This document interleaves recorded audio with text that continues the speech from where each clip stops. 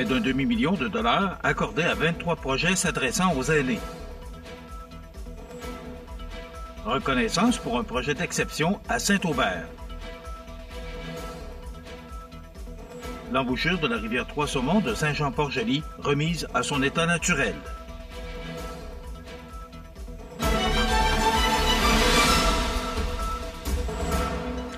Mardi 11 mars 2025. Bonjour mesdames et messieurs, bienvenue à votre bulletin d'information régionale sur le réseau de télévision CMA TV. Le député de Montmagny-Lillet-Kamouraska-Rivière-du-Loup, Bernard Généreux, annonçait récemment qu'un financement de 463 994 $ venait d'être accordé à 23 organismes de sa circonscription. Les montants alloués varient entre 3 000 et 25 000 $, soit le montant maximal accordé pour des projets communautaires dirigés et proposés par des aînés. Grâce à l'appui financier important du programme Nouveaux Horizons, nous verrons encore cette année se concrétiser des améliorations essentielles pour nos aînés dans notre comté. Mon équipe et moi sommes heureux de contribuer à ces belles réussites en soutenant les organismes locaux dans la préparation de leurs demandes, a soutenu le député Généreux. Voici d'ailleurs les projets qui ont été sélectionnés. Rénovation de la salle de l'Âge d'Or et Vie active Club FADOC de Saint-François-de-la-Rivière-du-Sud, 11 164 $. Modernisation des espaces de rencontre pour les groupes d'aînés, municipalité de la paroisse de Saint-Antoine de l'Île-aux-Grues, 3 146 $. Aînés actifs à la municipalité de Saint-Just-de-Bretonnière, 25 000 $. Accessibilité aux infrastructures à la municipalité du Lac-Frontière, 25 000 $.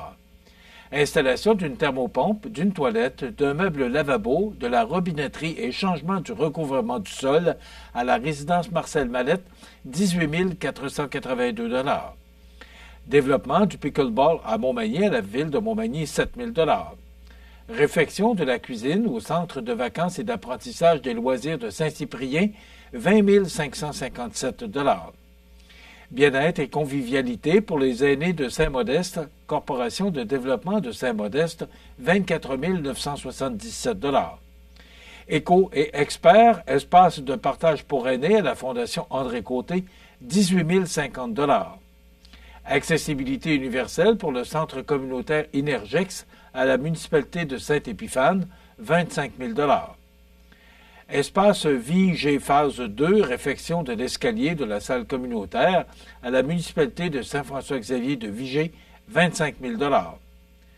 Sous le chapiteau au Cercle des fermières de Saint-Denis de la Bouteillerie, 22 478 $. Favoriser le maintien des activités des membres par des outils adaptés aux aînés au Cercle des fermières de Saint-Pamphile, 24 810 $. Bonification de l'atelier de tissage au Cercle des fermières de Saint-Damas-de-Lillet, 19 875 $. Espace extérieur au pickleball au Club de l'Âge d'Or Joie de Vivre de Saint-Pacôme, Club des 50 ans et plus de Saint-Pacôme, 24 095 $. Rénovation du plancher au Club de l'Âge d'Or de Rivière-Ouelle, 17 728 $. Vieillir en santé au Club FADOC de Saint-Jean-Port-Joli, 21 000 $. S'impliquer et découvrir sa communauté au Jardin floral de la Pocatière, 20 447 $. Mise à niveau des métiers de l'atelier de tissage au Cercle des fermières de Saint-Jean-Port-Joli, 11 104 $. Le Café des aînés, des rencontres santé et mieux-être à la médiathèque de l'héritage de l'Île-Sud, 25 000 $. Ambiance sonore et lumineuse, amélioration pour nos aînés à la municipalité de Cacouna, 25 000 $. Modernisation du local des loisirs à la municipalité de Kamouraska, 22 638 $. Amélioration du confort et de l'accessibilité de la salle à la municipalité de Saint-Bruno de Kamouraska, 22 000 $. Le député mentionnait qu'il avait hâte de voir ces initiatives prendre forme. Les 23 projets choisis auront un impact significatif sur la qualité de vie de nos aînés d'ici en renforçant leur sécurité, leur confort et leur bien-être, a conclu le député. La municipalité de Saint-Aubert de Lillet peut être fière car elle vient de recevoir le prestigieux prix d'excellence Sécobois 2025 dans la catégorie bâtiment industriel pour sa caserne 55.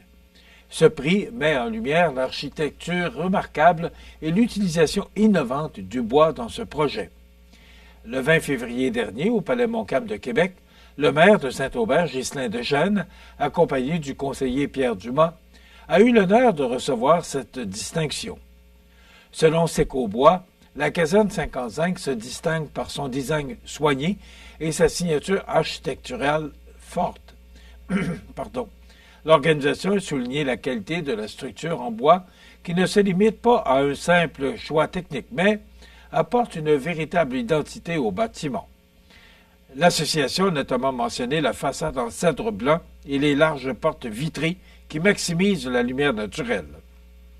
Ce prix met aussi en valeur l'engagement du Québec dans l'utilisation du bois dans la construction, un enjeu stratégique selon Daniel Bernard, député de Rouyn-Noranda-Témiscamingue et représentant du ministère des Ressources naturelles et des Forêts. Il a rappelé que bâtir en bois permet de créer et de maintenir des emplois en région tout en réduisant la dépendance au marché américain. La soirée a aussi été marquée par un autre honneur pour Saint-Aubert, alors que la municipalité a aussi reçu le prix reconnaissance de l'engagement municipal décerné à des collectivités ayant intégré le bois dans leurs infrastructures au cours des 3 dernières années. La caserne 55, inaugurée le 28 février 2024, est le fruit du travail de plusieurs acteurs de l'industrie, dont Atelier Guy Architecte, ASP Expert Conseil, PGA Expert, Camco Construction, Art Massif, Structure CD, les portes Billargeon, Module Falbe et Juste Dupin. Rappelons qu'avec plus de 2600 habitants, dont près de 1200 villégiateurs, Saint-Aubert continue de se démarquer en valorisant le bois comme matériau de construction durable et innovant. L'embouchure de la rivière Trois-Saumons de Saint-Jean-Port-Joli remise à son état naturel. On vous donne plus de détails après la pause. C'est à travers le respect et le besoin de faire plus pour les familles en deuil et l'expérience qui s'est transmise de père en fils que la Maison funéraire Laurent Normand a su au fil du temps se bâtir une réputation de confiance. La Maison funéraire Laurent Normand à Montmagny. Laissez-nous vous accompagner. Le restaurant Pizzeria Porto Bellissimo, un incontournable à Saint-Jean-Port-Joli. Pizza débordante de garnitures, menus variés et abordables. Délicieux desserts avec des produits de grande qualité des gâteries de l'Ami. Porto Bellissimo et les gâteries de l'Ami, route de l'église à Saint-Jean-Port-Joli. L'anguille d'Amérique est le seul poisson canadien qui naît dans l'eau salée, migre vers l'eau douce, puis retourne à l'océan pour frayer. L'anguille subit plusieurs changements pendant sa vie, se transformant de l'œuf au leptocéphale, civelle transparente, civelle pigmentée, anguille jaune, puis finalement anguille argentée. Autrefois abondante, certaines populations ont été réduites de 99%. Des mesures de conservation ont assuré la protection et le rétablissement de l'anguille d'Amérique. Pour en savoir plus, ffdp.ca. Vous regardez CEMA TV, le réseau de l'information sur la Côte-du-Sud. C'est un retour aux sources pour l'embouchure de la rivière Trois-Saumons, alors qu'après près de 200 ans d'existence, le barrage, qui entravait son cours, a été démantelé en juillet dernier, redonnant ainsi à la rivière son état naturel. Ce projet d'envergure, mené par la MRC de Lillet, a été rendu possible grâce au soutien du gouvernement du Québec dans le cadre du programme Avantage Saint-Laurent, ainsi qu'aux contributions de la Fondation de la faune du Québec et de la Fondation Héritage Faune. Le barrage, d'abord construit en bois, puis recouvert de béton dans les années 60, s'était progressivement détérioré, menaçant non seulement la libre circulation de l'eau, mais aussi celle de plusieurs espèces aquatiques, dont l'anguille d'Amérique et l'éperlan arc-en-ciel, tous deux en situation précaire au Québec. Cet ouvrage était devenu obsolète. Il était nécessaire de l'enlever pour permettre à l'eau, aux sédiments, ainsi qu'aux poissons de circuler librement, explique Aurélie Bousquet, chargée du projet pour la MRC Lillet. Les travaux se sont déroulés en 2 phases, soit d'abord par une étude approfondie sur les impacts du barrage, puis son démantèlement complet. Cette intervention, réalisée de manière préventive, évitera des risques d'effondrement qui auraient pu causer des dommages écologiques importants dans les prochaines années. Avec cette remise à l'état naturel, la rivière Trois-Saumons retrouve son dynamisme d'antan, offrant aux espèces aquatiques un habitat plus sain et, aux citoyens, une nature préservée. Les sports, présentés par Groupe Corriveau, entrepreneurs électriciens et plomberie, un appel, 4 services. Groupe Corriveau à Montmagny, 88 248 8992, votre solution. Vous avez des projets de construction ou de rénovation? Pensez Groupe Corriveau, entrepreneurs électriciens et plomberie. Un appel, 4 services, 88 248 8992, Groupe Corriveau à Montmagny ou groupecorriveau.com. La solution pour du travail bien fait.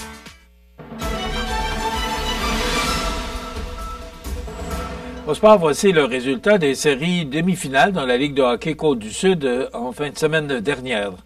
Dans un match des plus serrés, dominé 44-40 au chapitre des tirs au but par le Pavage Jéricho, la formation locale a pris les devants 1-0 vendredi soir dans sa série en prenant la mesure des Marie-Vrins par la marque de 5-4 en prolongation.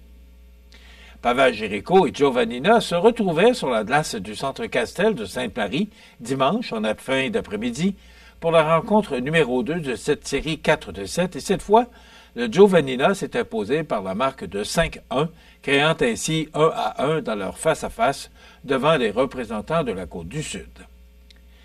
La deuxième demi-finale s'amorçait également vendredi soir au centre récréatif de Saint-Gilles, alors que les mercenaires de l'Aulbinière recevaient la visite du Plastic More, surprenant demi-finaliste qui avait éliminé le Décor Mercier de Montmagny au premier tour.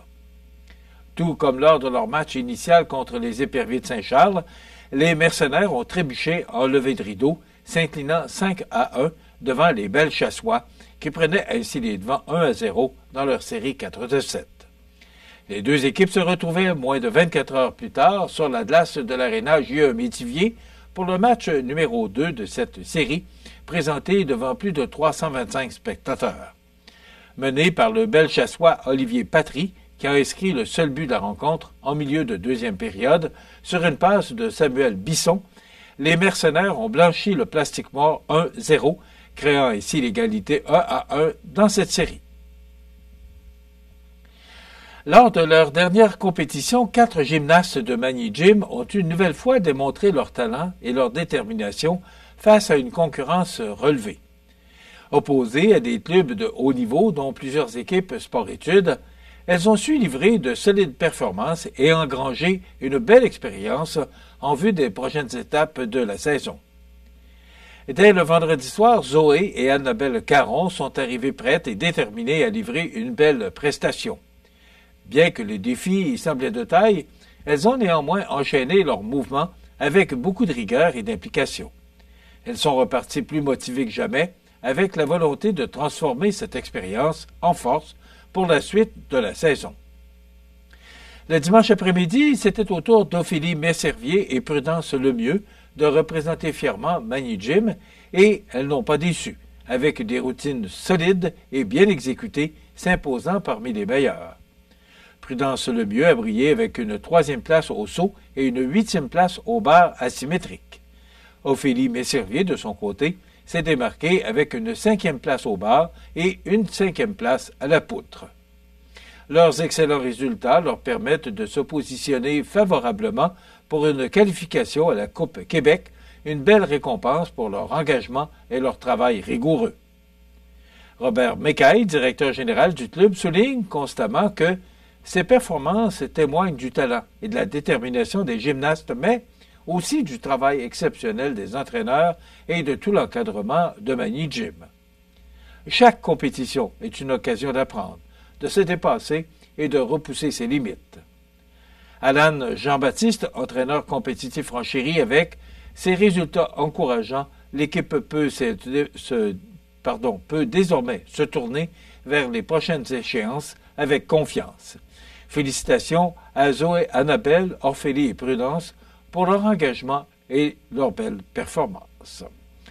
Voilà ce qui complète votre bulletin d'actualité en ce mardi du 11 mars 2025. Dans un moment, les prévisions de la météo et l'état des routes. Voilà, c'est tout pour l'instant. Bonne journée, mesdames, messieurs. Pour joindre la salle de nouvelles de CMA-TV, nouvelles au pluriel @cmatv.ca ou encore 88 241 13 13 poste 226. Les prévisions de la météo. Une présentation de Promutuelle Assurance Montmagny-Lillet. Toujours à l'écoute de vos besoins.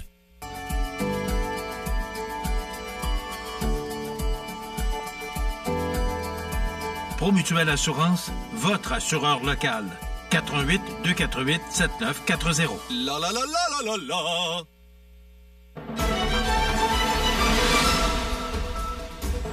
Alors, pour cette première journée de la semaine, ça a été quand même une belle journée, du temps doux, et c'est ce qu'on va vivre là, tout au cours de la semaine. Tranquillement, même si la date n'est pas officiellement arrivée, le printemps s'installe. Vous allez voir aussi que les températures vont considérablement s'adoucir, plus on va s'approcher de la fin de semaine. Mais là, c'est nuageux et on nous prévoit des précipitations sous forme de pluie en mi-journée. Et si on regarde l'image radar, c'est un système là, qui va passer très rapidement. Nous affecter tout au cours de la journée. Le beau temps va revenir demain. Donc, ça nous donne, en résumé, pour cette journée du mardi, du temps nuageux, 30% de probabilité d'averse de neige qui était prévue tôt ce matin. Donc, on n'a pas eu de neige. Averse de pluie qui débute en après-midi. Des vents devenant du sud-ouest à 30 km/h avec des rafales à 60 en mi-journée, avec un maximum prévu de plus 5 degrés. Ce soir et la nuit prochaine, averses de pluie qui se changent en averses de neige au cours de la soirée et qui cesseront après minuit. Dégagement par la suite avec des vents du sud-ouest de 30 km/h avec des rafales à 60 qui deviendront légers vers minuit, minimum de moins 12. Demain, mercredi, du soleil, des vents jusqu'à 15 km/h avec un maximum de moins 4. On pourrait ressentir moins 18 pour demain matin et moins 8 en après-midi. Pour jeudi, c'est le retour du beau temps avec un maximum doux de 0 degré. Vendredi, c'est toujours du soleil avec un maximum de plus 5. Et tenez-vous bien, pour la fin de semaine, on parle de soleil pour samedi avec plus 8. Et dimanche, des averses avec un maximum de plus 10 degrés, alors que les normales de saison sont de 0 le jour et moins 11 la nuit. Le soleil s'est levé à 7h04 ce matin et se couchera à 18h42, heure avancée de l'Est. Il fait actuellement moins 3 degrés à l'extérieur des studios de CMA-TV. Les vents qui soufflent de direction nord-est à 9 km/h qui devraient changer de direction au cours de la journée. L'humidité est à 80% et la pression barométrique est à 100,4 kPa. Voilà, donc, en résumé, là, c'est de la pluie et ça se dégage vers tard en soirée pour nous apporter du soleil, mais ça sera un petit peu plus froid pour demain. Maintenant, pour le menu de cette journée du mardi, dans quelques instants, on aura l'entrevue avec M. Émile Gagné, qui est président de la Société d'histoire de Montmagny. C'est le 25e de Société d'histoire et à cette occasion, on reçoit le 59e congrès de la Fédération Histoire Québec à Montmagny et on repassera en rediffusion l'entrevue avec Jessie Croteau et Élise Barbeau qui vont nous parler de ce salon des spiritueux et vins spiritueux qui aura lieu le 15 mai prochain. C'est quand même de quoi d'assez gros. Alors, on va rediffuser cette entrevue qu'on a réalisée la semaine dernière. Et bien sûr, il y aura les avis de dessert en fin de journée. C'est le menu qu'on vous propose pour cette émission du mardi 11 mars. Je vous souhaite donc, oui, une bonne émission de notre antenne.